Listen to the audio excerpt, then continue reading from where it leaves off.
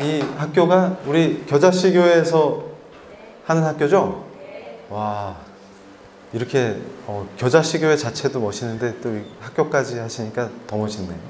그러면 지금 오신 분들은 우리 겨자씨 학교 선생님이시거나 학부모시거나, 학부모시면 다 겨자씨 교회 교인들이시겠죠? 아니요? 그래도 크리스찬인 건 맞죠? 예, 오케이. 큰일 날 뻔했네. 그래서 보통 제가 이 사역 초기에는 소속에 대한 의혹을 많이 받았어요. 헤어스타일 때문에.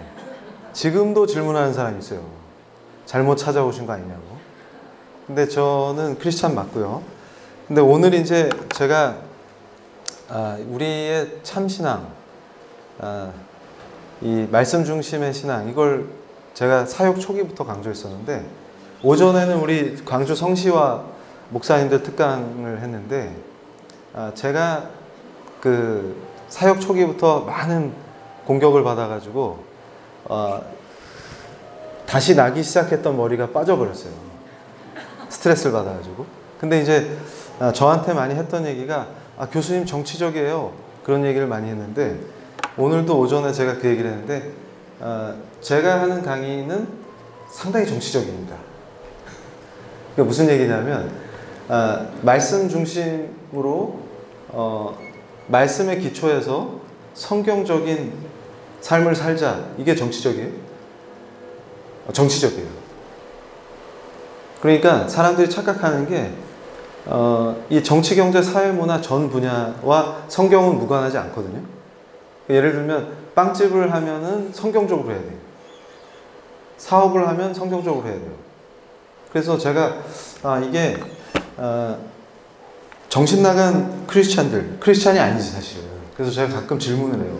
만약에 하나님을 영화롭게 하는 게 뭘까? 그래서 이제 보통 젊은이들이나 청년들이나 제 강의를 들을 때 꼭 질문합니다. 하나님을 영화롭게 하는 일이 뭐가 있을까? 그러면은 보통 이제 기대를 해요. 야, 하나님을 영화롭게 하는 비즈니스를 뭘 하면 영화롭게 할 수 있겠냐? 그러면 비즈니스라는 단어 자체가 들어가는 게 거부감을 가는 거예요. 그러면 하나님을 영화롭게 하는 일은 뭐가 있죠? 그러면 이제 보통 청년들이 고민하다 대답하는 게 교수님 저는 케냐에 선교사로 가랍니다. 이런 거 열나 은혜롭고 막 하나님을 영화롭게 할 것 같고, 그 다음에 신학교 가려고 결단했습니다. 이런 거. 그런데 보통 이제 제가 기대하는 대답은 뭐냐면, 교수님 스시집을 해서 하나님을 영화롭게 하겠습니다. 그럼 또 친일파는 또 스시집 얘기하는 거. 규동집을 해서 하나님을 영화롭게 하겠습니다. 이런 사람 거의 없어요. 그래서 제가 그럽니다. 너 성당 다니냐? 잘 생각해 보세요. 만약에 어떤 교회 청년부에 있는 젊은 대학생이 너 앞으로 뭘 해서 하나님을 영화롭게 할래? 그러면 겨자씨 교회, 여기 겨자씨 국제학교에 보낼 어린이를 한 5명 낳을 생각입니다. 결혼해서 하나님이 보시기에 합당한 아름다운 가정을 꾸려서 애를 한 5 낳아서 성경대로 키우겠습니다. 이러면은 열나 세속적인 애가 됩니까? 그러면 저는 수녀가 돼서 평생을 수녀원에 몸바쳐서 하나님의 일꾼이 되겠습니다. 이래야 성스럽고, 애 5명 낳겠다 그러면 속되고 그럽니까? 그런 식의 발상을 한다는 것 자체가 잘못된 신앙에 빠져 있다는 증거예요. 이러면 또 그러겠지. 이제 나중에 인터넷에 이정훈 교수 진실 밝혀 이래가지고 케냐 선교사 모욕 이러면서 선교사는 성스럽지 않다 주장. 제가 선교사 가는 게 나쁘다고 그랬어요? 선교사 가는 것만이 하나님을 영화롭게 하는 게 아니라고 그랬지. 스시집으로도 얼마든지 영화롭게 할 수 있고, 스시집을 해서 영화롭게 하는 게 원래 개혁신앙의 본질이었어요.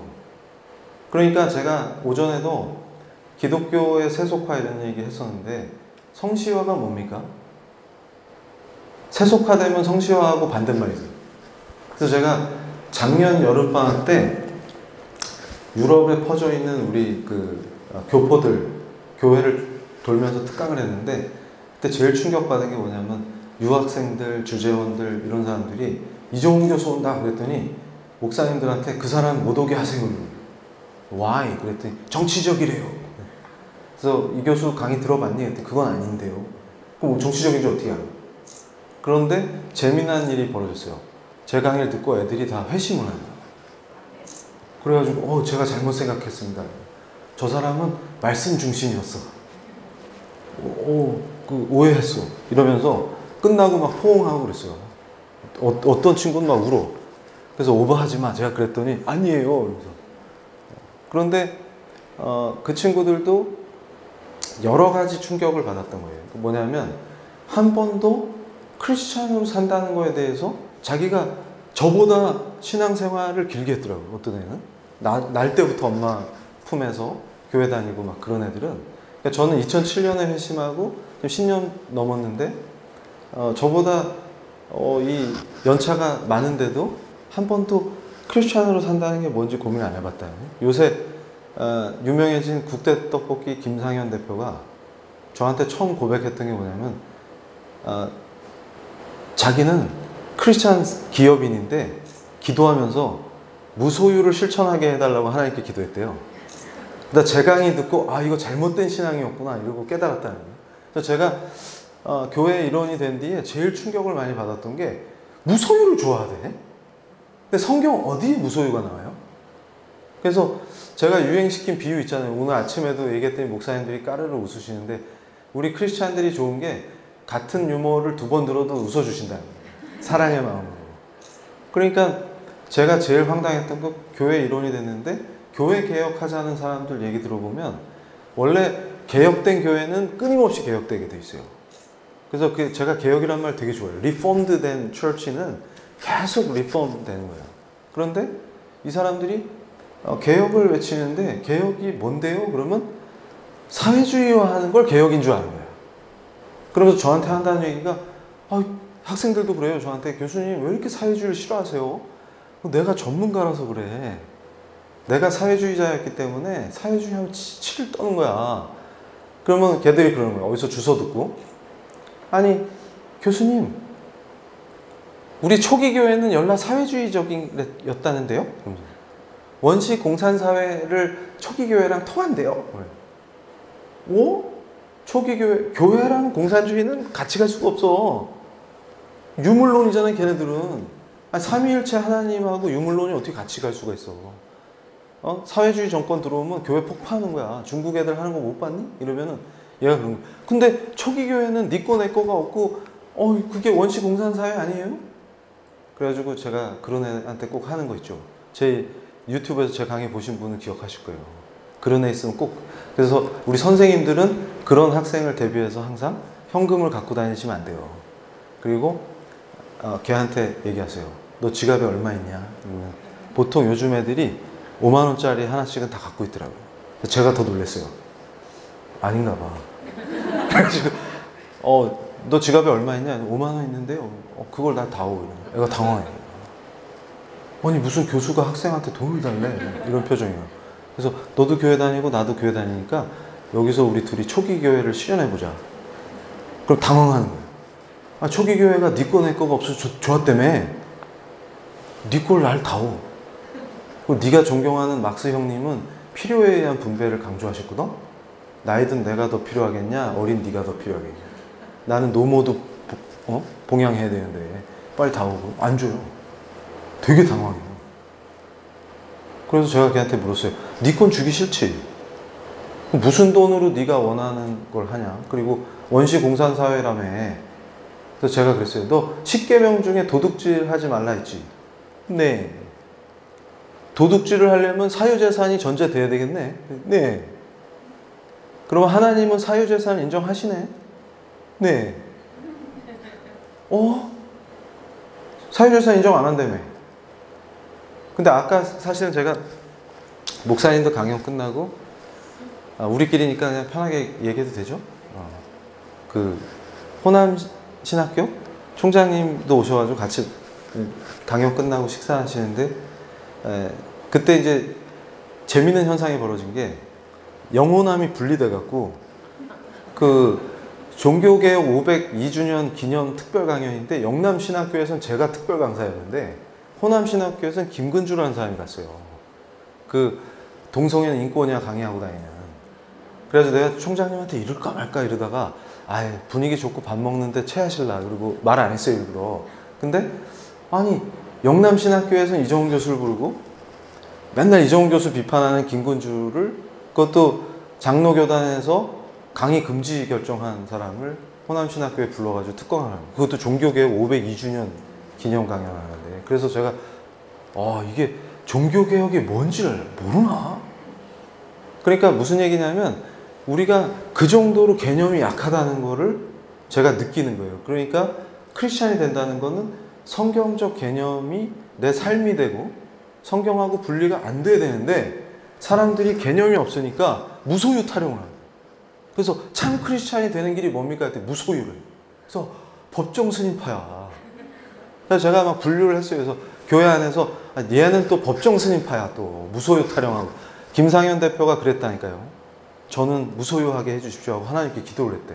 그럼 하나님께서 뭐라고 하셨겠어요? 제가 만든 유행어 있죠? 여긴 인터넷이 안 되죠? 반응이 닥쳐라. 그래가지고 제가 헛소리 하는 사람들이 한국에 하도 설치고 나니까 이정훈 교수 그 티셔츠를 만들어줬어요. 그게 PLI 티셔츠, PLI. 그래가지고 여기에 제 얼굴이 있어요. 이렇게 손을 딱 넣으면 닥쳐라 이렇게 돼요. 그러니까 길게 논쟁할 필요 없이 그런 애들 나타나면 딱 하면 퇴치하는 거예요. 가라 이렇게. 그러니까 온갖 헛소리들이 난무하는 거예요. 아니 크리스찬이 무소유를 추구한다는 게 말이 됩니까? 그래서 제가 또 이 근대 자본주의의 정신이 교회에서 나왔다 이렇게 얘기하니까 제가 그래서 그 말을 잘해요. 뭐냐면 마귀가 따로 있는 게 아니라 무식한 놈과 함께한다. 안 웃기죠? 그래서 그러니까 교회가 자본주의화돼서 문제가 아니라 자본주의가 교회에서 나왔다고요. 그러니까 탁월한 근대 초기의 자본주의가 어디서 출발했냐 그러면 청교도들의 삶 속에서 나온 거예요. 기독교 윤리 안에서. 그러니까 뭐냐면 내 삶을 예배로 만드는 거죠.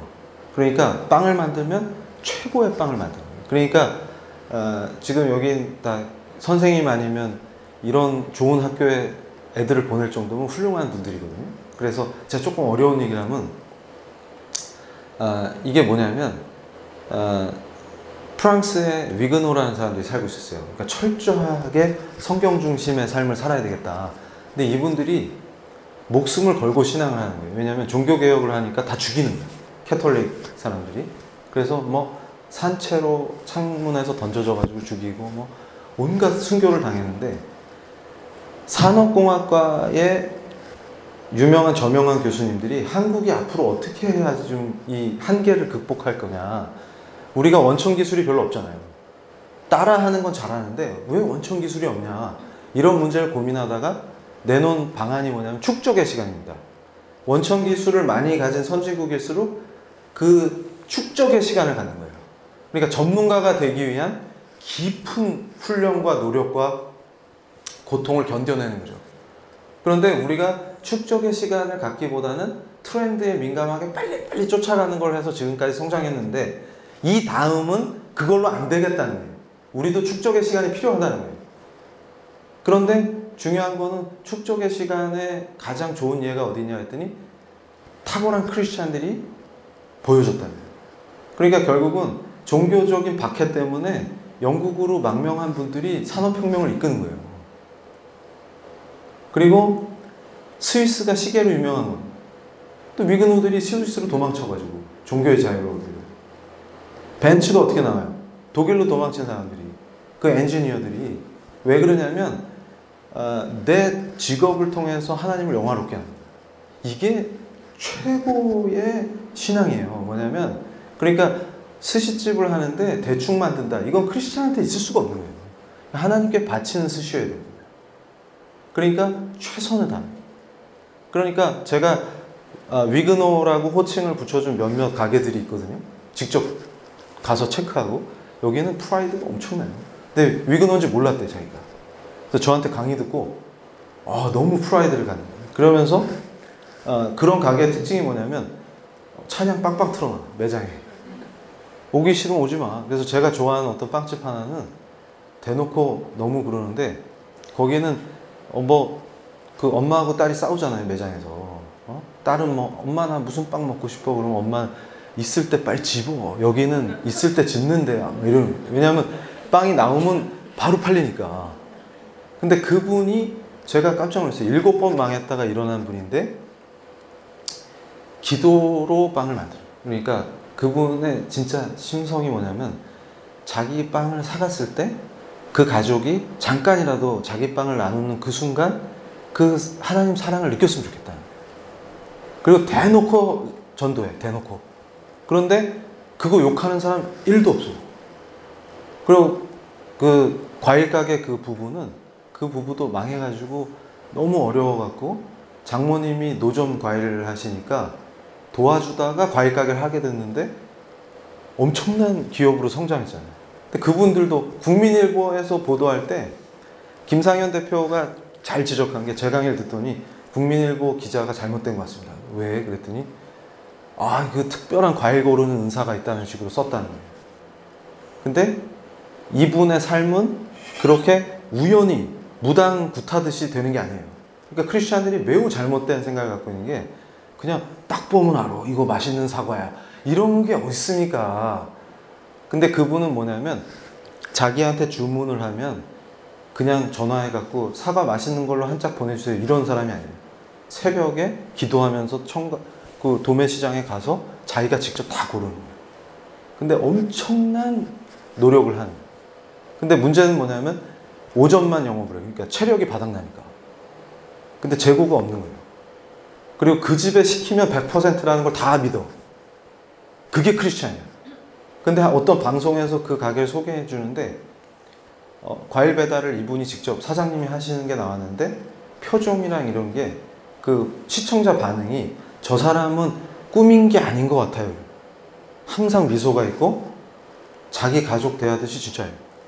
그러니까 제가 그걸 알았어요. 이 크리스찬들이 가장 많이 하는 거짓말이 뭘까 했더니, 딸 같은 며느리, 뭐 이런 말 있잖아요. 근데 며느리가 딸 같을 수는 없어요. 제가 남편이라 잘 알아요. 그런데 항상 말은 딸 같은 며느리, 이런 거짓말을 매일 하더라고. 그러니까 그런 거짓말하고 다 진짜로 뭔가 있다는 거예요, 이게. 그래가지고 이 양반 때문에 그 작은 도시가 엄청 전도가 잘 되는 거예요. 그러니까 사기가 아니다. 그러면 이제 과일 장사 비법을 배우러 오면은 이분한테 묻는 거예요. 여긴 특별한 뭔가가 있는데 뭐요? 당신의 노하우가. 그러면 예수님은 부활하셨다. 이건 진리다. 이러는 거예요. 그러니까 당황하는 사람들이. 그래가지고 뭐지 이게?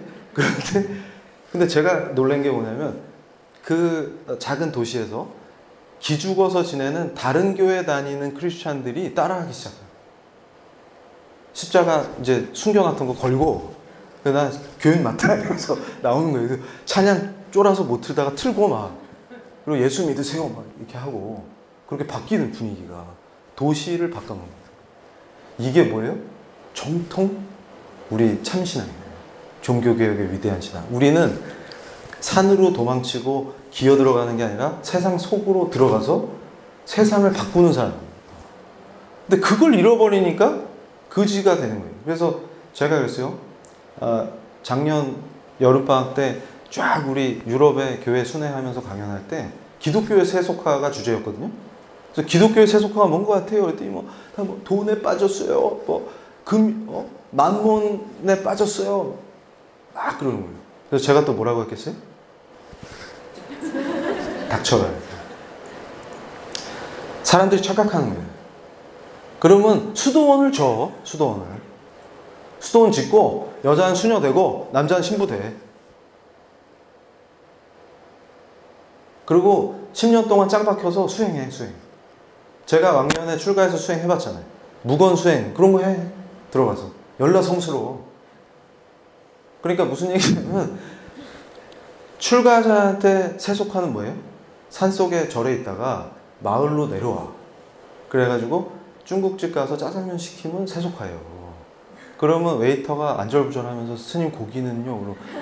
깔어 딱 이러면 이런 게 세속화인데, 반대로 기독교에 세속화는 뭐냐면, 아니 세상 속에 있어야 되는데 산으로 기어 들어가면서 무소유 타령하면 그게 미친 거라니까요.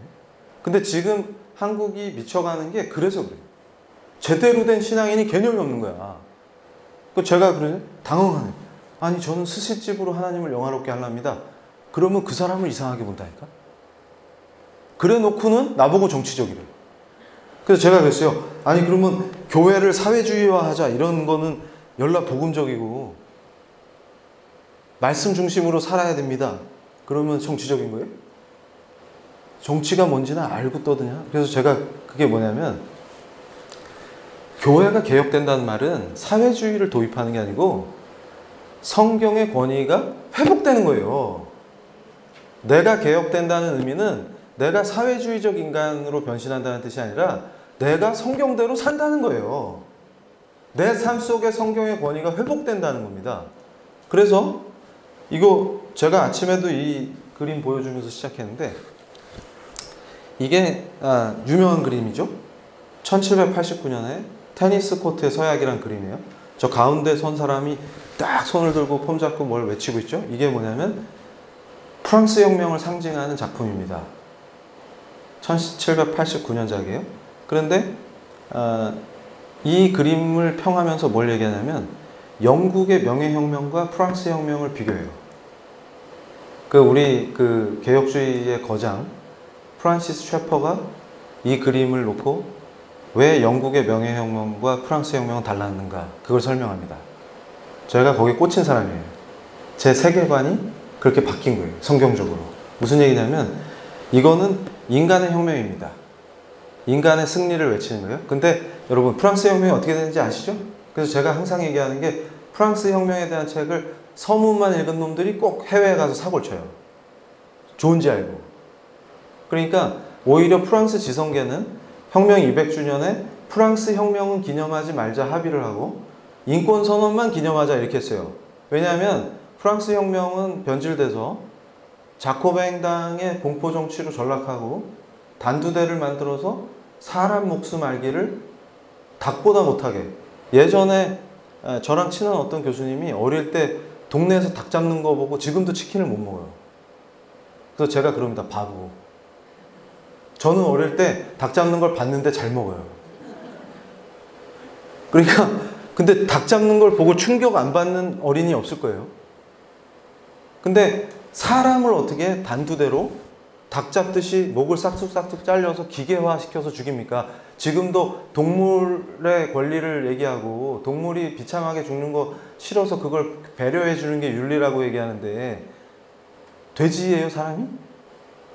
돼지도 그렇게 잡으면 안 되는데 사람을 그렇게 효과적으로 빨리 죽이기 위해서 단두대를 고안한다는 게 말이 됩니까? 그랬다가 어떻게 돼? 지도 그 단두대에서 죽는 거예요. 그래서 제가 항상 그럽니다. 까불면 네 차례다, 다음이.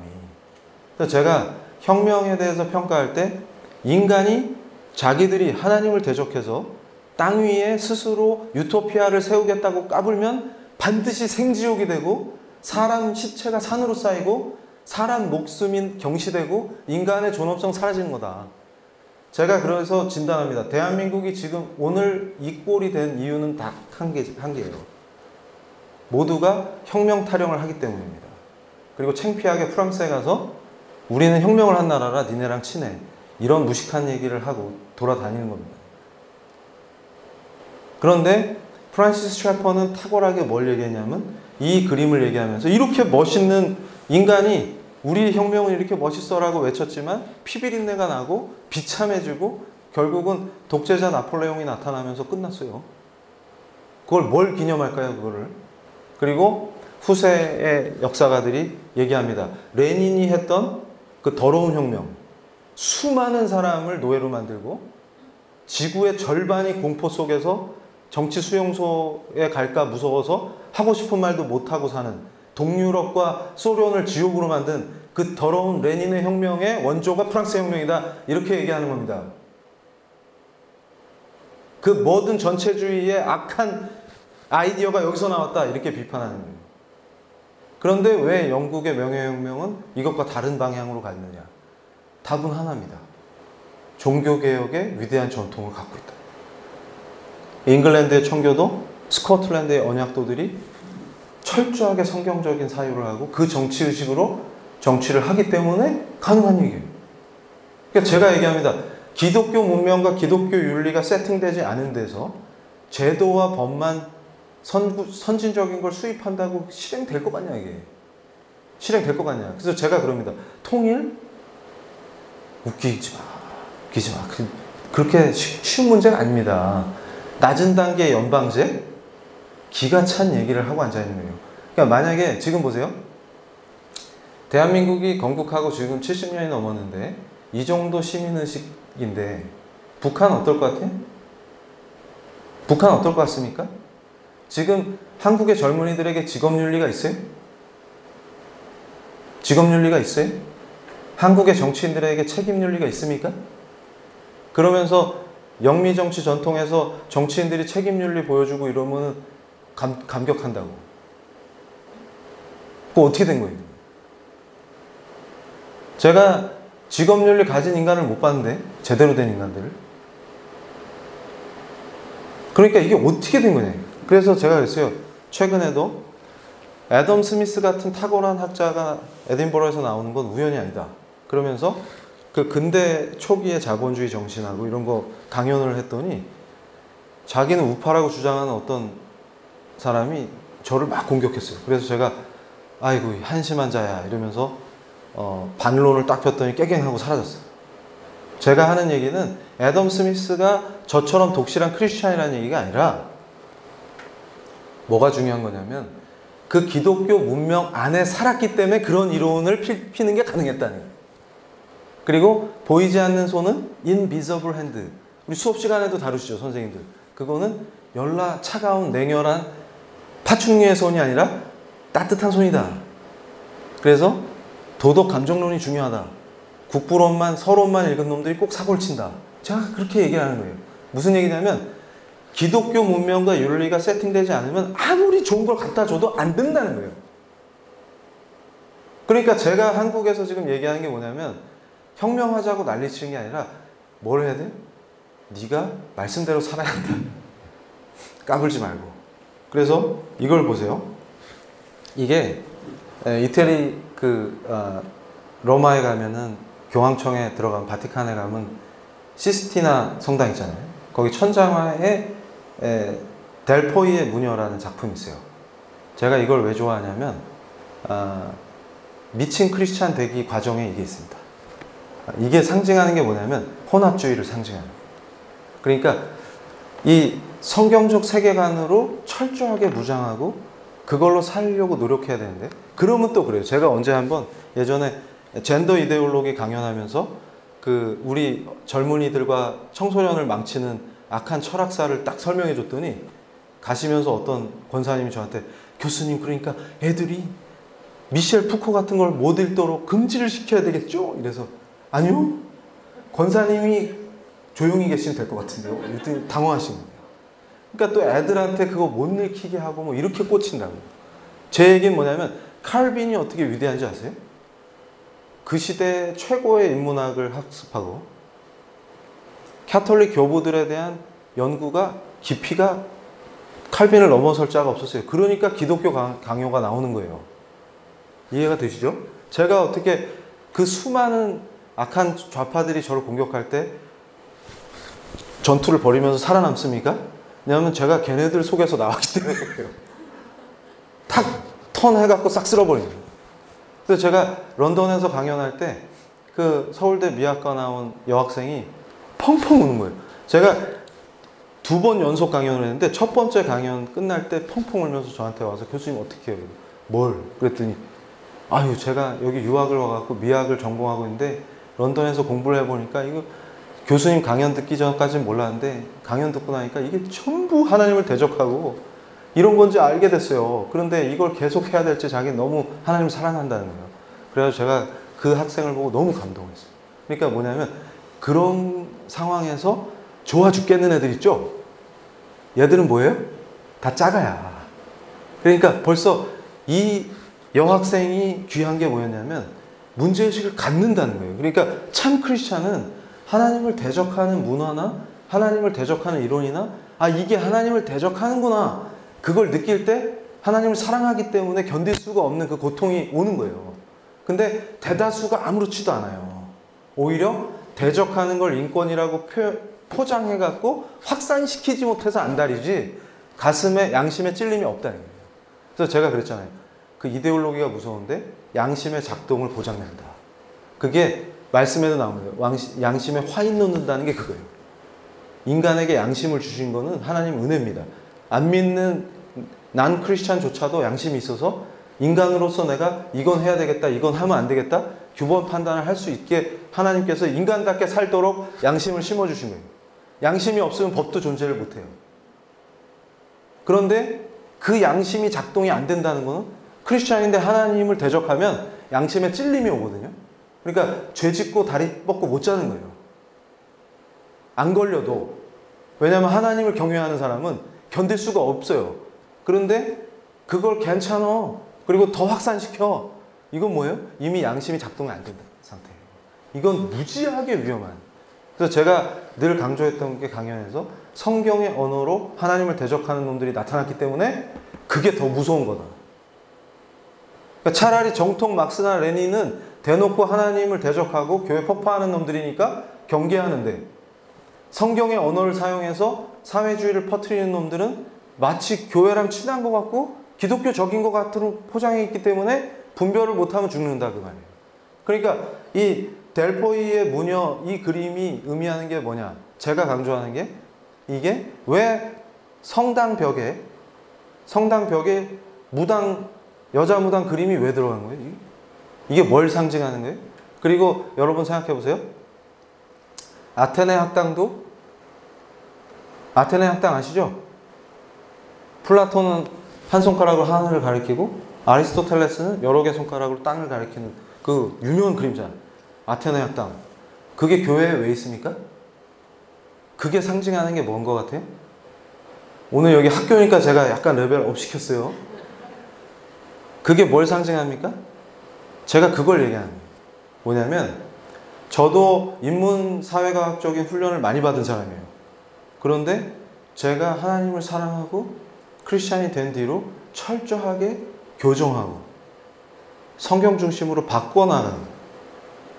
그런데 그 과정에서 하나님을 대적하는 최전선에서 활동했던 자이기 때문에 이게 다시 리폼드 되는데 도움을 많이 받은. 이놈들이 이놈이라고 할 거거든요. 내가 이런 나쁜 짓을 했었구나. 이렇게 받아들입니다. 금방 이해가 돼요.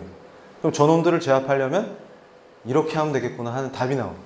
그런데 중요한 게 뭐냐면 이것이 바로 성경 중심이 아닌 신앙인들이 받아들이는 거예요. 그러니까 교황 같은 사람이 권위를 갖고 성경의 권위를 상실하면 어떻게 됩니까? 이 꼴이 돼요.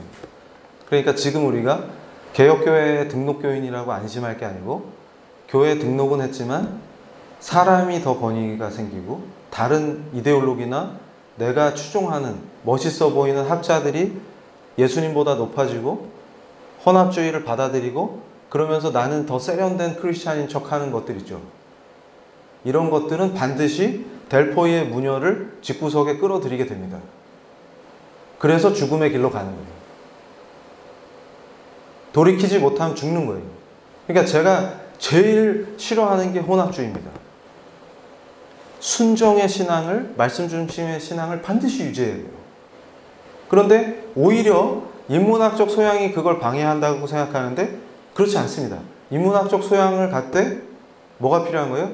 그게 인간 중심의 모든 사상과 이념과 정치적 활동과 이런 것들이 다 허무한 것이다. 그 본질을 깨달아야 돼요. 그러니까 결국은 하나님 중심만이 살 길이구나. 근데 실제 역사가 그걸 증명합니다.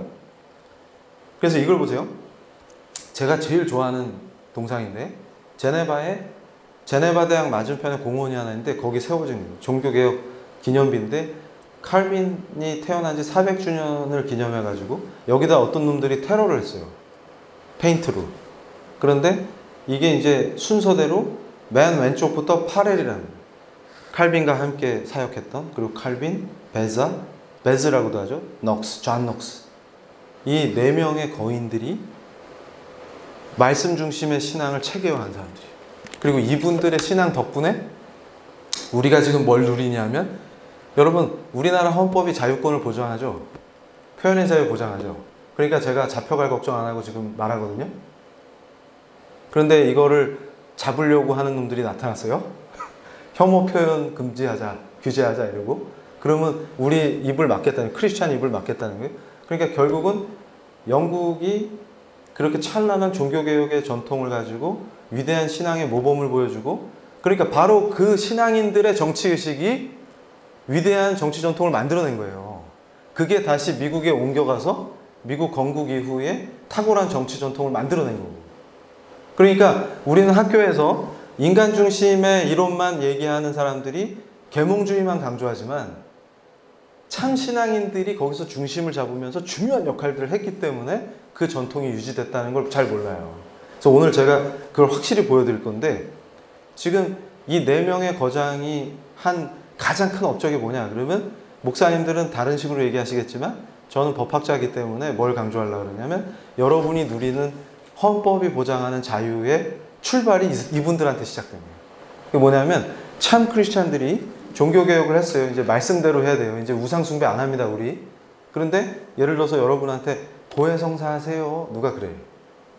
그걸 왜 해요? 그래서 저는 그거 되게 신기했어요. 제가 스님 하던 시절에도 그 이해가 안 가는 거예요. 조그만 방에 들어가가지고 이쪽에 신부님 앉아있고, 미주알 고주알 내가 뭘 잘못했는데요. 그러면 이제 신부가 또 물어봐. 더 디테일하게 얘기해봐. 그래서 제가 그걸 보면서 얘들 변태 아니야? 그러니까 그런 짓거리를 한다고 죄 문제가 해결됩니까? 근데 중요한 건 뭐냐면, 그거 하라고 여러분 강요받는다고 생각해 보세요.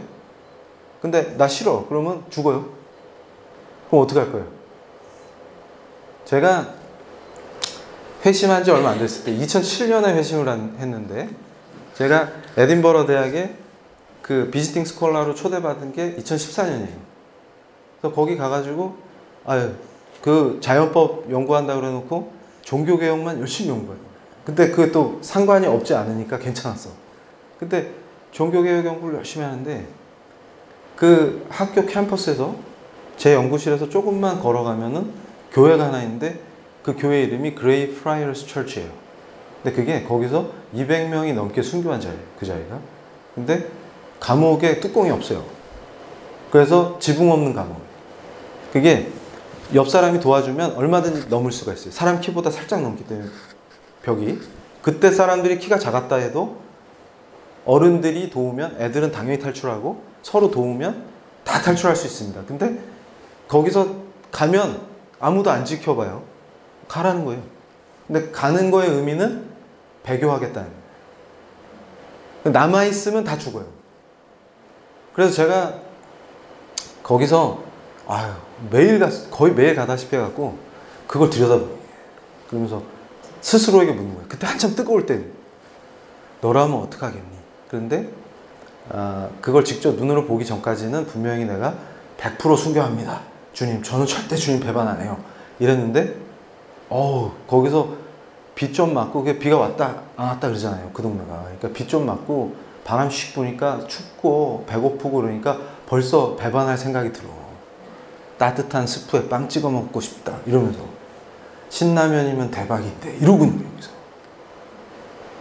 그러니까 그 순교 현장에서 은혜 받는다고 좋아라 하더니 기껏 비 맞고 조금 추우니까 신라면 먹을 궁리하고 그러고 있는 거예요. 근데 그런 존재인 게 저라는 거예요. 그게 창피한 게 아니라 처절하게 느껴지는데, 그래서 더 오직 은혜, 이게 이해가 돼요. 다 은혜구나 이게. 그러니까 내 공로가 1도 없는 거구나. 그게 맞구나. 그런데 역사적으로 거기서 200명이 넘는 언약도들이 전원 순교했다. 그게 너무나 감동이 되는 거예요. 어린 애들까지도. 이게 뭐냐 이게. 그러니까 그때 기록 그 그림 보면은 그냥 은혜가 돼요. 그 스코틀랜드 국립박물관에 가가지고 보면은 그 당시 성도들이 배교하지 않기 위해서 그 벌판에서 설교 듣고 기도하고 그런 그림들이 있어요. 근데 이제 100년 뒤에 편안해지니까 교회에서 졸고 있는 그림이 같이 붙어 있어요. 그러니까 무슨 얘기냐면, 그 벌판에서 그렇게 신앙을 지키고 순교하던 그 시대랑 딱 100년 뒤에 따뜻한 교회에서 졸고 있는 그림을 일부러 같이 전시해. 근데 그게 이상할 게 없어요. 우리가 그런 사람들이에요. 그러니까 제가 하는 얘기가 뭐냐면 지금 뭐 한국 교회가 문제고 뭐 어쩌고 막 그러면서 그런 애들 있잖아요. 저한테 찾아와가지고 제가 기독교계에서 유명한 교수니까 일부러 찾아와가지고 그런 애들 있어요. 교수님, 교회가 썩었어요. 근데 왜 교수님은 그런 거를 지적하지 않고 감싸고 돌아다닙니까? 그래서 그럼 제가 그럽니다. 네가 썩었다. 그리고 나는 역할이 빛을 발하는 거야. 그리고 비판이 전문이 아니고 내 사역은 외모 중심이다. 그래서 항상 뭐 저를 소개할 때 지성과 영성 이런 얘기하면 저는 외모인데요 이렇게 얘기를 하는데, 그래가지고 제가 이제 봤더니 이 종교개혁의 영웅 내부는 외모가 좀 안 되신 슬픔이. 그래서 제가 한국형 종교개혁에 적합한 인물이다 이렇게 생각한 게 하나님께서 외모까지 주셨다 이런 그래가지고 이게 그렇습니다. 그런데 이게 왜 중요하냐면 바로 이분들이 그 철저한 신앙 속에서 순교하시다가 이게 왕이 바뀌니까 또 죽여. 안 죽이겠다고 약속한 게 의미가 없어. 그래서 생각해낸 게 뭐냐면 헌법을 만들어가지고 자유를 보장하는 거예요. 그러니까 왕이 바뀌어도 법의 통제를 받게끔 왕이. 입헌주의의 시작이 종교개혁에서 나온 거예요. 우리 신앙인의 참 신앙을 보호하기 위해서. 그러니까 설교할 때 제한받으면 안 되죠. 누가 감시하면 안 되죠. 그리고 우리 전도해야 되죠. 여행의 자유, 그 다음에 집회 자유, 그 모든 자유권적 기본권의 출발이 종교개혁의 산물입니다. 그 아이디어가 구체화돼서 실제로 헌법이 만들어지고 서구 정치의 탁월한 정치의 역사가 시작된 거예요. 이게 전제되지 않으면 자유민주주의는 없는 거예요. 왜냐하면 자유를 보장받을 수 없기 때문에. 그래서 제가 3년 전부터 교회 강연에서 계속 자유를 강조한 이유가 뭡니까? 기독교에게 특혜를 달라는 말을 한 적이 없다. 우리가 자유롭게 학교를 세우고 경영할 수 있게 정부가 개입하지 마라. 내 아이를 내가 말씀에 기초해서 키우는데 정부가 관여하지 마라. 그러니까 여러분 생각해 보세요. 캐나다 같은 나라에서 어떻게 주정부가 아이를 어떻게 키워라 개인의 가정에 개입할 수 있는 길을 엽니까? 캐나다 같은 전통에서. 그러니까 무슨 얘기냐면 종교개혁의 전통이 있는 기독교 국가들이 어떻게 무너진지 보세요. 자유를 목숨을 걸고 지켰어요. 종교의 자유를 수호했어요. 그래서 말씀대로 신앙하는 자유를 보장받았습니다. 불교인이 어떻게 하고 이슬람이 어떻게 하든 우리랑 상관없어요. 그분들 알아서 하시고 중요한 건 우리가 우리 신앙을 지키고 그걸 전도하고 전파하면 돼요. 그 자유만 있으면 우리가 진리기 때문에 이길 수밖에 없어요. 그런데 그걸 개입하고 못하게 하고 입을 막고 박해를 하고 그거를 누가 용인했습니까? 크리스천 스스로. 이제 혐오 표현 금지야. 그러니까 우리 혐오 안 하잖아요. 오케이. 별 생각 없이 그래? 우린 혐오한 적 없어. 금지해. 이랬다가 어떤 꼴을 당했어요? 목사님이 강단에서 이슬람 비판했다가 기소당했죠. 제가 그거 지적하니까 뉴조가 저를 공격했는데 벨파스트에서 제임스 맥도넬 목사님이 신학적으로 이슬람은 이단이다 이러면서 비판 강연하셨다가 기소됐죠. 이슬람 혐오로. 그런데 2심에서 승소했어요. 목사님의 종교의 자유, 표현의 자유가 더 중요하다. 그래가지고 그래서 제가 그 악한 뉴조와 그 일당들에게 직격탄을 날렸습니다.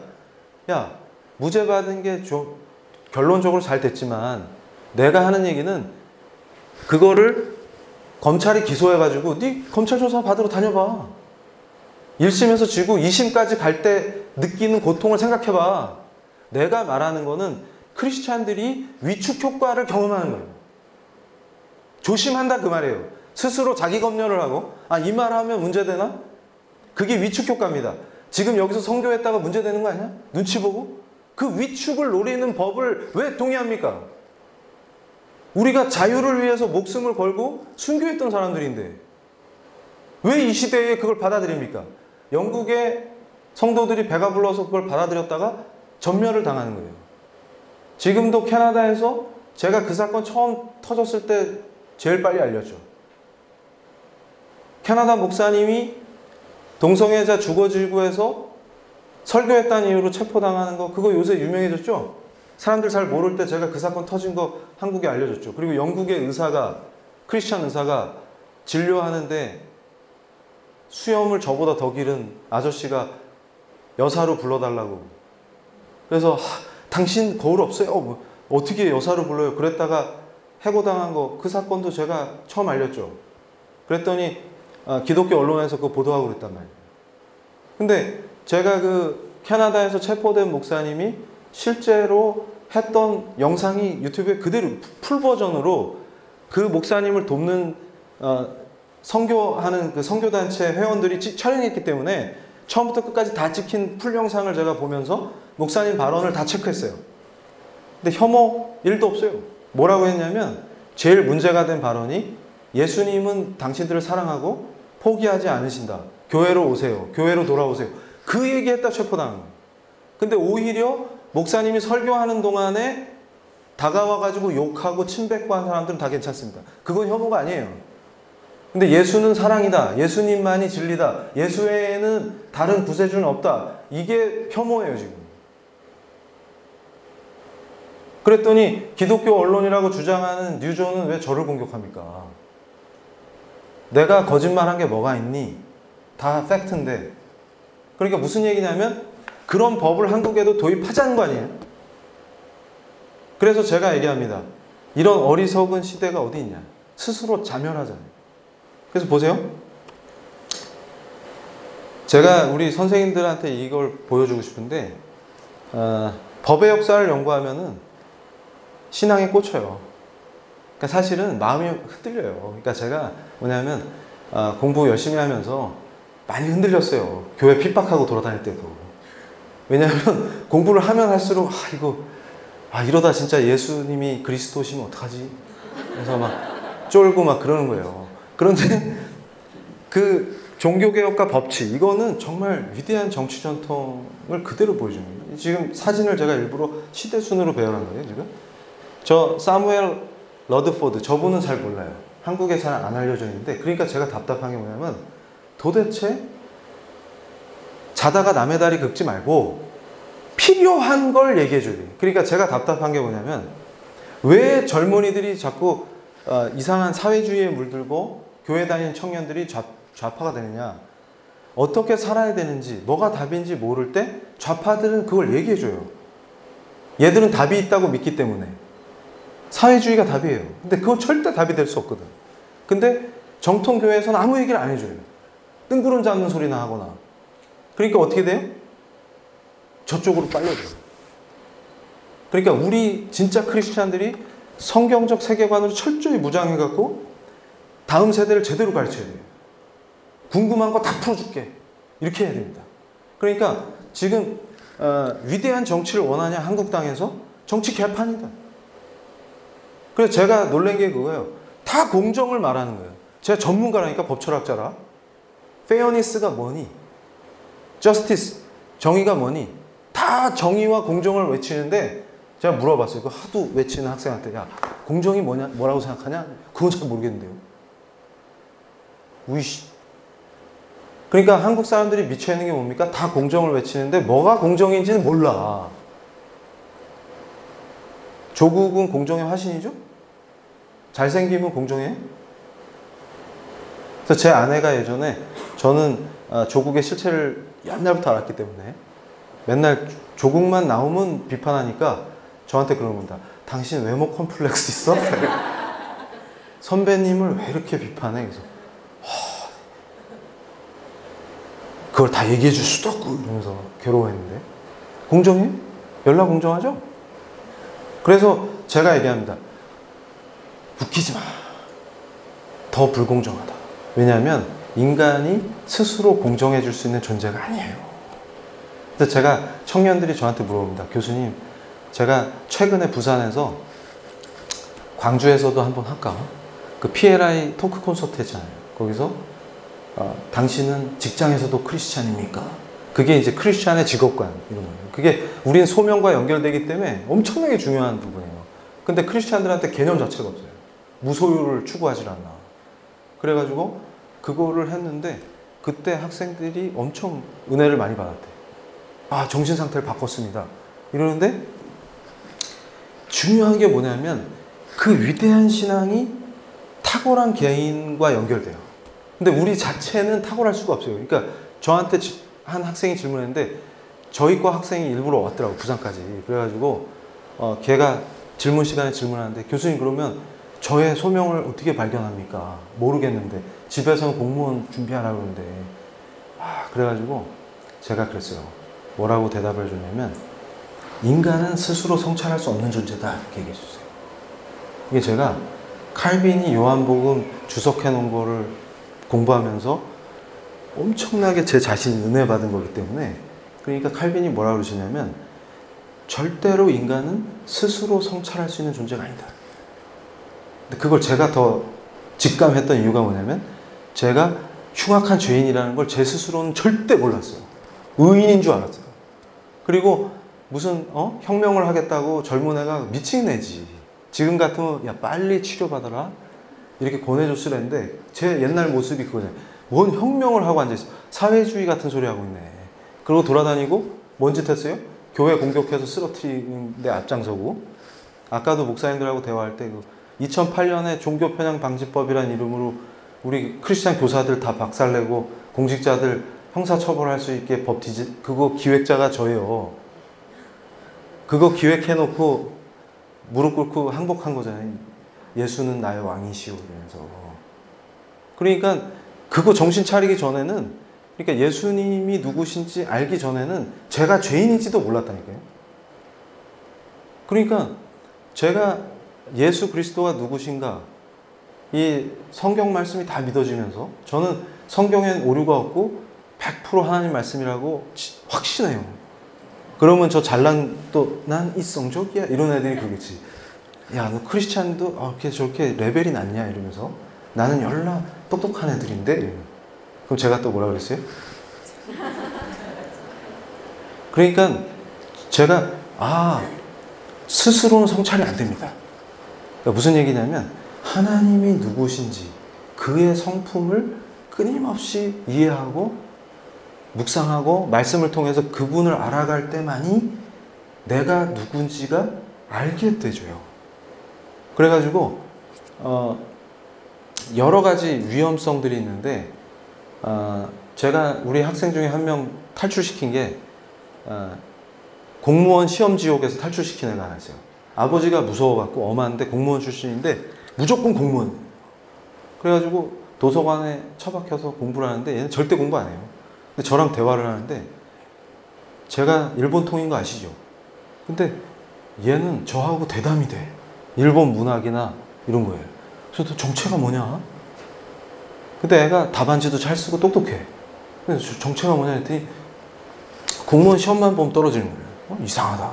너보다 띠란 애들도 붙던데 왜 너만 떨어지냐 했더니, 이 친구가 도서관에 짱 박혀서 시험 공부를 안 하고 일본 야구 선수 분석을 하고 있더라고요.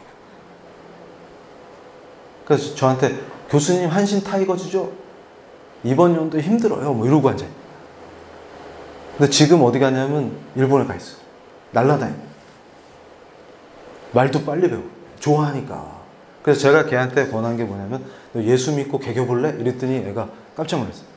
그래서 걔가 점점 그 히키꼬모리 있죠. 집구석에 처박혀서 안 나오는 애. 그걸로 변해가고 있을 때 걔를 구출했다. 아버지한테 덤벼라 그랬더니 무서워요. 예수 믿고 담대해지면 덤빌 수 있다. 이렇게 해가지고 결국 아버지한테 반항하고 일본에 갔는데 부모님도 행복해요. 왜냐면 아들이 행복하니까. 지금 잘 살아요.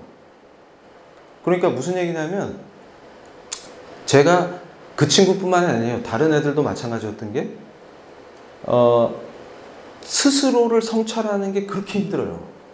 못 깨요. 그리고 그 울타리와 감옥의 그 창살을 스스로 못 깨는 거예요.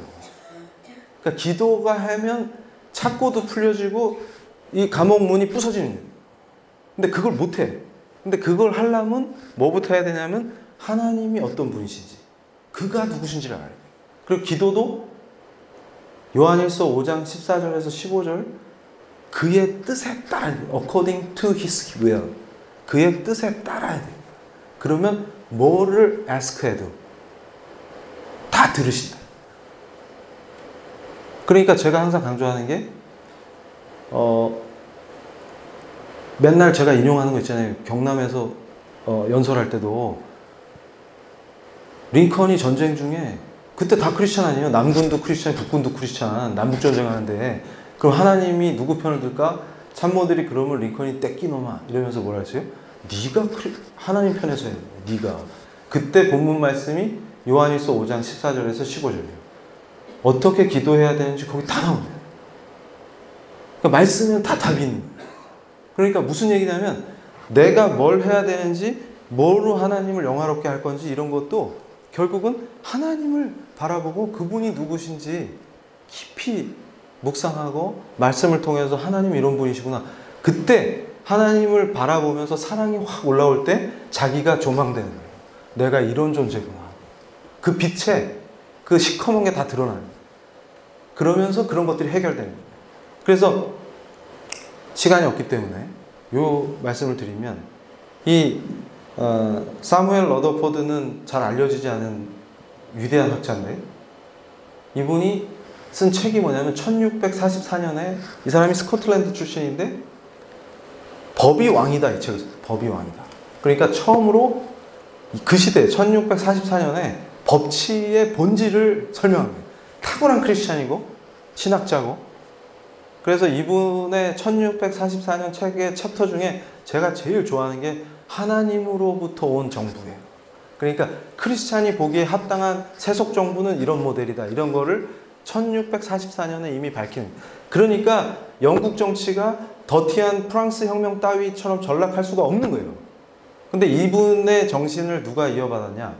에딘버러에 살다가 미국으로 이민 간 존 위더스푼 목사님이 그 정신을 계승합니다. 근데 미국의 독립선언서에 사인한 위대한 미국의 지도자입니다. 프린스턴 대학의 총장을 하셨고 교수를 하셨고 그러니까 이분의 신앙과 정치의식 그러니까 제가 강조하는 게 정치, 경제, 사회, 문화 전 분야와 성경은 무관하지 않다는 거예요. 그러니까 저한테 꽂힌 게 뭐냐면 하나님의 통치다. 뭐냐면 나는 도구인데 내가 세워진 영역에서 하나님의 절대 주권이 선포되도록 일하는 나는 도구예요. 아 이거였어. 빛과 소금이 된다는 게 이거였어. 그러니까 제가 교수직 사표 내고 케냐로 가는 것만이 하나님을 영화롭게 하는 게 아니라 내가 서 있는 이 강단에서 하나님의 절대 주권이 선포될 수 있도록 내가 도구로 살아야 된다. 빛과 소금의 역할을 해야만 한다. 그게 꽂혀있는 그게 하나님을 영화롭게 하는 아 그거였구나. 그러니까 존 위더스푼이 여러분 나중에 기회가 되면은 우리 선생님들이니까 학생들한테 미국의 독립선언서하고 성경 본문 말씀을 맞추는 강의 해보세요. 애들이 엄청나게 은혜 받습니다. 그러니까 뭐냐면 우리는 평등하게 창조되어야 돼. 창조되었다. 창조 질서와 하나님이 주신 도덕법. 이게 완전히 우리 뇌를 딱 세팅하고 있어요. 그러니까 그 하나님의 사랑으로 주신 그 규례가 피조물의 양심에 아로새겨져서 가정과 학교와 국가에 하나님의 통치가 임하도록 갈망해야만 한다. 이게 칼빈이 하신 얘기. 그거를 해석한 아브라함 카이퍼 박사가 망해가는 네덜란드를 일으켜 세울 때 칼빈주의 강연에 쓰신 얘기예요. 그러니까 우리 양심에 새겨진 하나님의 아름다운 규례가 하나님의 통치를 갈망하도록 해야 된다. 그래서 그것이 가정과 학교와 국가에서 실현돼요. 근데 자꾸 우리는 어떻게 생각하냐면 그거랑 교회는 관계없는 거예요. 정치는 정치대로 돌아가고 나는 그냥 교회 잘 다니면 되고 그렇게 분리시키니까 그게 세속합니다. 그래서 힘이 없어지고 그래서 사회주의자들한테 먹히는 거예요. 그러니까 존 위더스푼 같은 훌륭한 목사님이 미국 독립선언서에 사인을 딱 하고 거기에 참여합니다. 미국은 독립한다. 그리고 나라를 세운다. 그래서 건국했죠.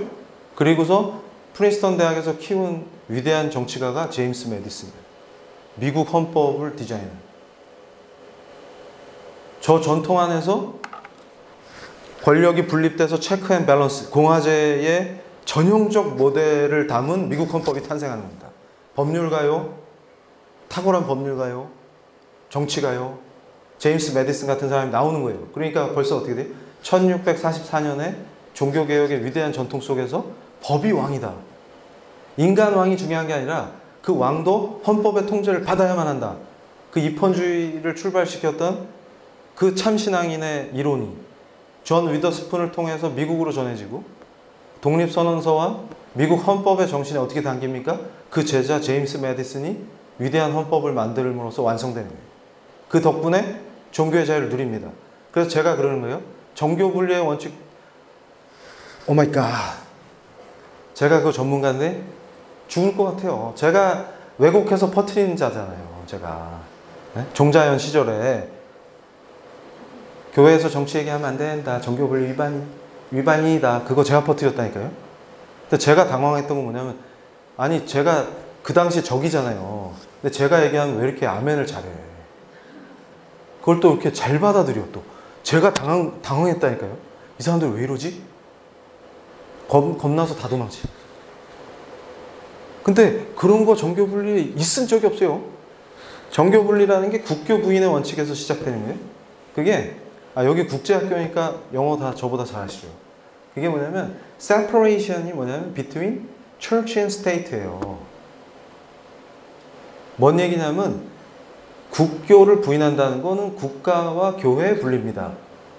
그러니까 당시 크리스찬들이 제일 스트레스 받은 게 뭐냐면 국교를 정하는 거예요. 자꾸. 영국에서 왜 튀었어요? 영국 국교회, 성공회만 진짜 교회야. 너넨 세컨 시티즌이야. 차별하니까 온 거잖아요. 지금 청교도들이.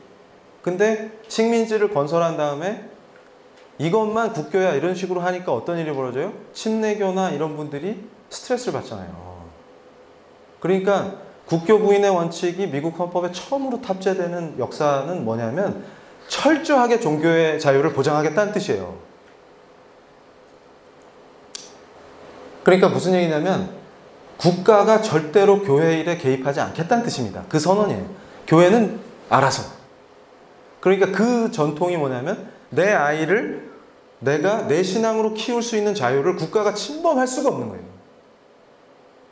근데 그런 게 다 무너지고, 제가 2005년에 대강고 사건 숨어서 기획하고 공격하고 막 그랬잖아요. 그때 저도 예상을 못했다니까. 지금 이렇게 빨리 교회가 세운 학교가 교육청에 굴복하게 될지. 헌법이 개정됐습니까? 종교의 자유 박탈당했어요? 근데 교육청이 교회가 세운 학교에서 예배 금지시키면 왜 아멘 합니까? 근데 이해가 안 돼요. 이게 너무 빨리 정착돼 버렸어요. 근데 그게 인권입니까? 무슨 얘기냐면 이런 위대한 전통을 이해도 못하고 뭐가 참신앙인지도 모르고 개념도 없으니까 어떻게 되는 거예요? 그쪽에서 거짓말하면 속아서 교회에서 정치 얘기하지 말래요. 잘 보세요. 차별금지법을 만드는 게 인권이다라는 강의를 교회에서 하는 건 안정치적이고, 젠더 이데올로기는 성경과 양립할 수 없다고 가르치는 정치적이 되는 거예요. 제가 젠더 이데올로기 강의해갖고 욕 엄청 먹었어요. 정치교수라고. 저는 법학 교수지 정치학 교수가 아니에요. 기가 참. 아니 젠더 이데올로기가 분명히 하나님이 남자와 여자로 인간을 자신의 형상에 따라 창조하셨는데 제3의 성이 어딨냐고요. 그거 강연하면은 정치적인 사람이고, 제3의 성을 인정해야 되고 그거를 비판하는 자들을 입을 막아야 되는 차별금지법을 속히 입법해야 된다를 교회에서 강연하면 복음적입니까? 기가 찬 시대가 된 거예요. 기가 찬 시대가. 그래서 제가 그럽니다. 니들이 종교개혁의 전통을 아느냐, 우리가 자유를 어떻게 누리게 되는지 아느냐, 자유민주주의가 진짜 뭘 의미하는지 아느냐, 그렇게 얘기하는 거예요. 우리 교회와 뗄래야 뗄 수가 없는 거예요.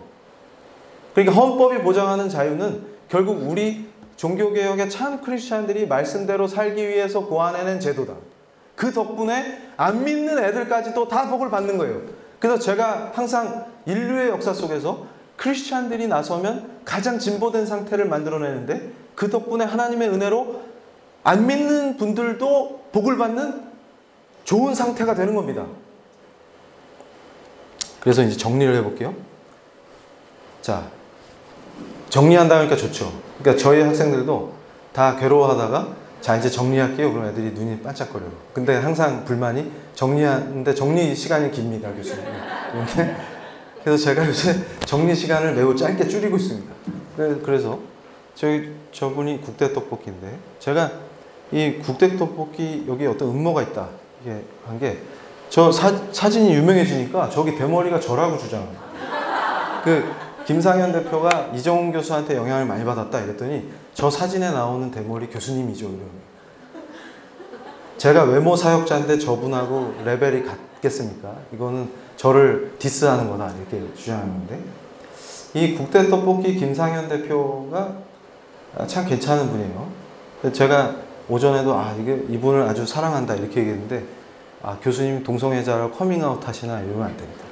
우리가 말하는 사랑은 그 사랑이 아닌데 그래서 이분이 저랑 대화를 많이 했어요. 그러니까 유명해지기 전에 저랑 무슨 얘기를 했냐면 이분이 바로 크리스천 사업가면서 무소유를 하게 해달라고 하나님께 기도했던 바로 그분이에요. 근데 제가 어이가 없어서 물었어요. 아니 기업 대표가 무소유를 어떻게 해? 그게 가능한 얘기야 그게? 법정 스님 무소유 했을 것 같아? 길상사를 남기셨는데 그거 엄청 비싸고 이 땅 무소유가 가능해? 말이 되는 얘기를 해야지. 근데 그때는 본인이 못 느꼈다는 거예요. 그게 문제라는 걸, 성경적이지 않다는 걸. 그러니까 제가 지금 이 크리스찬 기업인들한테 영향을 끼치는 게 신학자 중에 탁월한 분이 있어요. 웨인 그루뎀 박사가 하나님을 영화롭게 하는 비즈니스 11가지 원칙 그거를 제가 권했는데 기업가들이 엄청 은혜를 받는 거예요. 소유의 개념, 그 다음에 생산성의 개념, 이윤, 임금노동 이런 것들에 대한 성경적 정리가 아주 잘 돼요. 그러니까 그런 거를 모르니까 속는 거예요.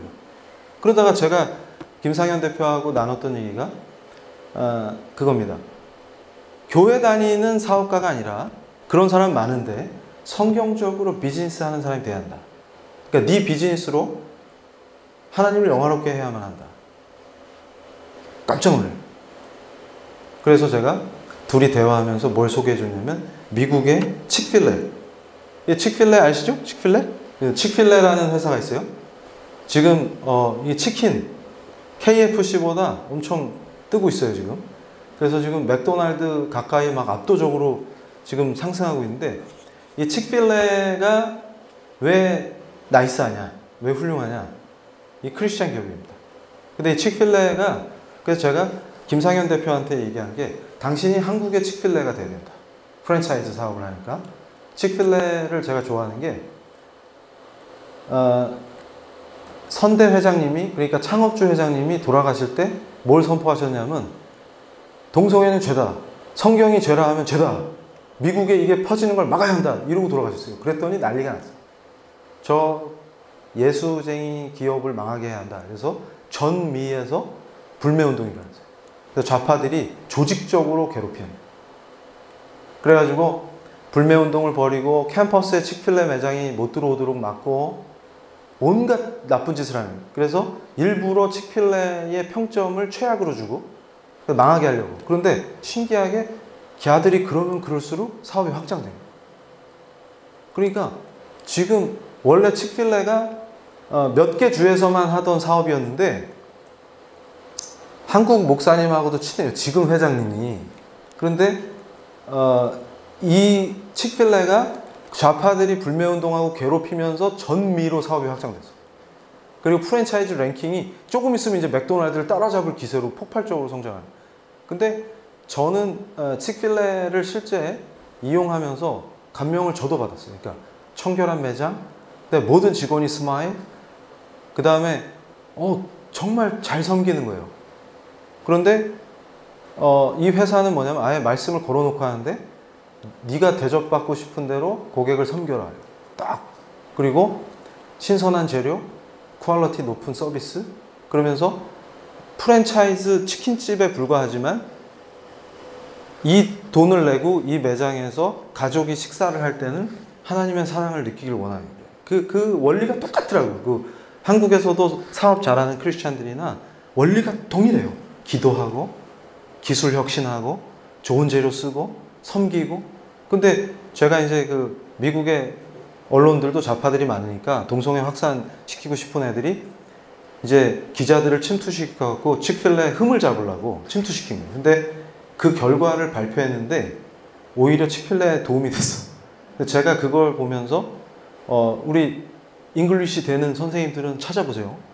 그게 미국 방송사에서 칙필레를 다뤘는데 엄청 은혜가 돼. 거꾸로 공격하려고 만들었다가 뭐냐면 고등학생 때나 대학생 때 알바했던 애들 중에 졸업하고 정식으로 취직하고 싶은 회사 1위가 칙필레예요. 그러니까 무슨 얘기냐면 보통 아르바이트를 하면은 악감정을 갖고 나갑니다. 이놈의 회사 확 망해라 이러고 나가는데 나중에 졸업하고 어느 회사 취직하고 싶니? 그러면 1번이 칙필레예요.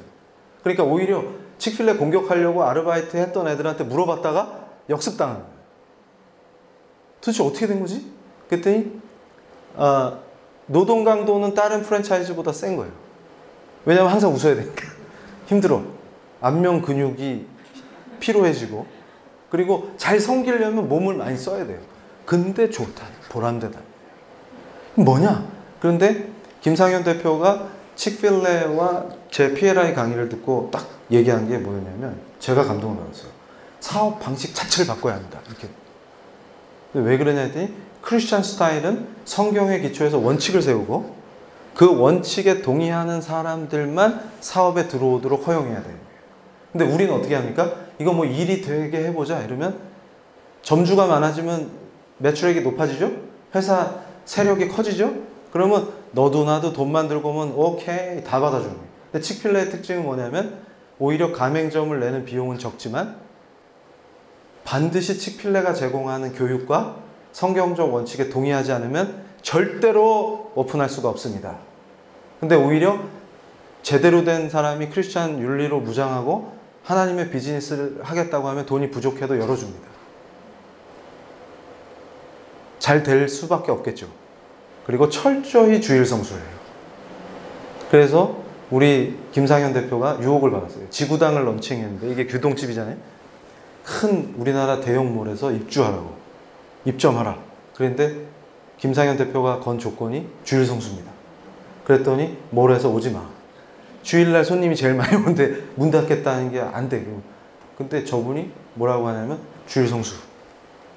돈 몇 푼 더 벌자고 타협 안 한다. 멋지지 않습니까? 그러니까 좌파들이 벌떼같이 공격을 해요. 불매운동을. 근데 오히려 좌파들 덕분에 더 잘 될 거예요. 그 원리라는 거예요. 그러니까 제가 오늘 하고 싶은 얘기의 핵심이 뭐냐면 칙필레와 같이 우리는 태도를 바꿔야 합니다. 삶의 방식을 바꿔야 해요. 그러니까 김상현 대표가 했던 얘기 중에 제가 제일 마음에 들었던 얘기가 전에는 한국적 사업 방식은 항상 문제를 일으키는데 본사와 점주가 원수 사이가 되는 이유가 있다는 거예요. 왜냐하면 매출이 오르면 다 지가 잘한 거고 점주는 자기가 잘난 거고 본사는 자기가 잘한 거고 매출이 떨어지면 점주는 본사가 왼수고 본사는 점주가 잘못했다고 욕하고 서로 완전히 원수가 되는 거예요. 왜냐하면 돈만 내놓고 점주가 되니까 무슨 가치를 공유합니까? 무슨 추구하는 목표가 같습니까? 비전이 있습니까? 아무것도 없죠. 오직 돈인데 매출 떨어지면 원수 되는 거예요. 바로. 오르면 또 막 내가 잘해서 잘 된 거고. 그러니까 그 썩어 빠진 방식을 완전히 뜯어 고쳐야 되겠구나. 이제는 바꿔야 된다. 그래서 먼저 원칙을 세우고 그 원칙에 동의하는 사람들을 받아들여야만 형제와 같이 이루어 나갈 수가 있다.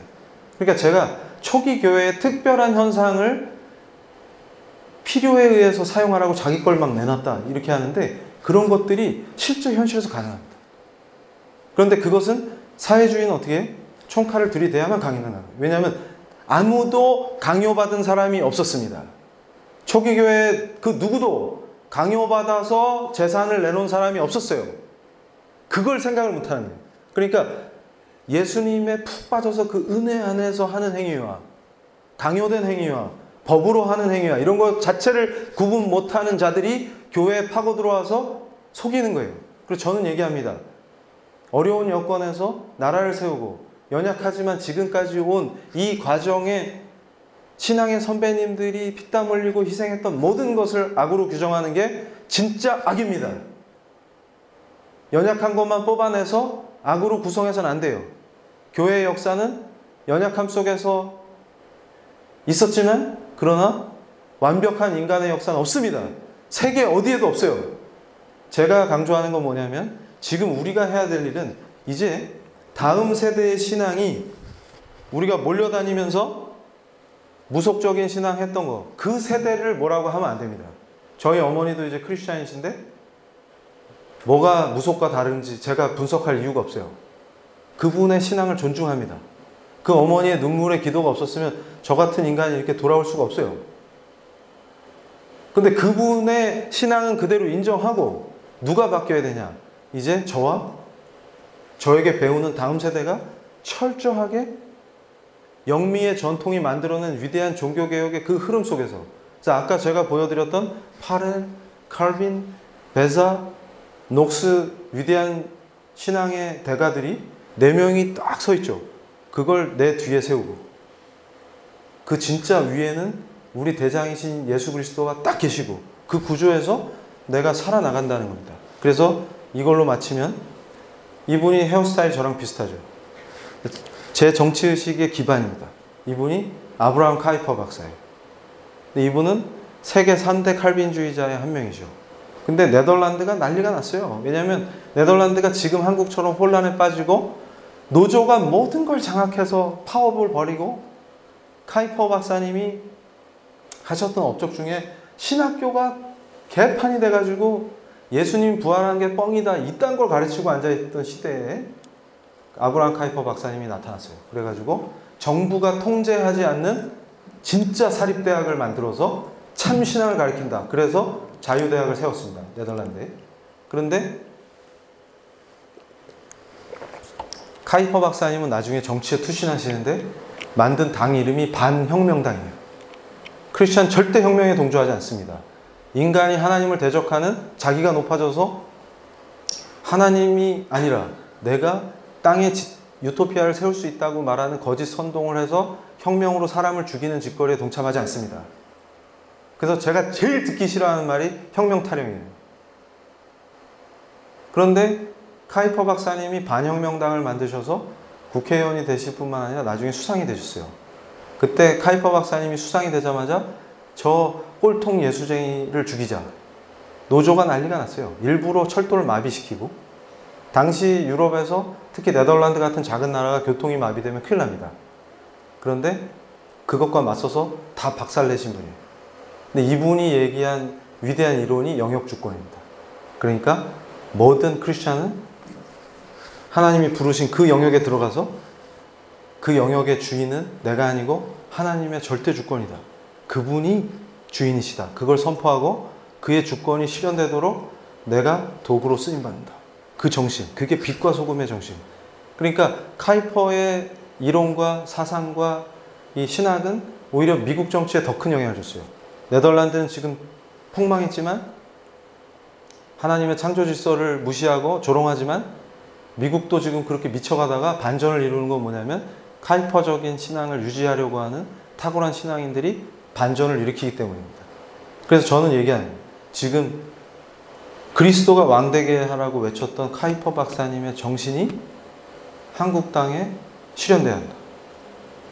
그리고 정치, 경제, 사회문화 전 분야에 진출할 우리의 리더들을 이런 좋은 학교에서 말씀으로 무장시키고 성경적 세계관을 탑재하고 그걸 통해서 정치인이 될 때 제임스 메디슨처럼, 아브라함 카이퍼처럼, 경제인이 될 때 식필레의 창업주 회장님처럼 그렇게 해야만 하는 거죠. 그럼 우린 반드시 승리합니다. 그리고 쫄 필요가 없어요. 지금은 대적해야 합니다. 그래서 저도 대학에서 그래요. 나는 교수지만 크리스찬 교수다. 크리스찬이 제 아이덴티티의 넘버원입니다. 그래서 교수직은 65세 돼서 정년되면 그만이지만 크리스찬은 forever예요. 그러니까 이게 더 중요합니다. 저한테는. 영원한 저의 정체성이기 때문에. 그래서 그런 정신으로 나가면 나라를 살릴 수 있다. 그러니까 저는 확신하고 있습니다. 지금 이 모든 혼란과 모든 문제의 본질이 어디 있느냐. 바로 말씀 중심의 참신앙이 현실과 결이되기 때문입니다. 기독교가 세속화되고 그 얘기는 뭐예요? 교회와 세상이 분리되고 오히려 반대예요. 교회가 자본주의화 되는 게 아니라 자본주의가 뭔지도 모르는 것들이 크리스찬들을 속이기 때문입니다. 그러면 이제 우리가 맞서야 돼요. 뭐냐면 정확한 성경적 관점으로 그들과 맞서야 합니다. 그래서 성경적 세계관이 퍼져나가고 우리를 부르신 곳에 내가 교사로 부름받았으면 그 강단이 반드시 하나님의 영역 주권이 실현되는 곳이어야 되고, 그래서 카이퍼 박사님이 하셨던 얘기 중에 제가 제일 좋아하는 말이 뭐냐면 이 지구상에 단 한 뼘도 하나님이 왕이 아니신 그분의 주권의 영역이 아닌 곳은 없다 이렇게 얘기했어요. 그래서 제가 그걸 더 오버해서 바늘 하나 꽂을 틈도 없다 이렇게 얘기합니다. 그러니까 하나님의 절대 주권을 우리는 철저하게 믿고 말씀대로 우리가 불려서 들어간 그 침투한 영역에서 하나님을 대적하는 문화와 싸워야 합니다. 그래서 바로 성경적 세계관과 우리 기독교 문명이 펼쳐질 수 있도록 우리가 부르신 영역마다 영적 전쟁을 치러내고 문화사역자가 되고 싸우는 사람들이 되어야 합니다. 감사합니다.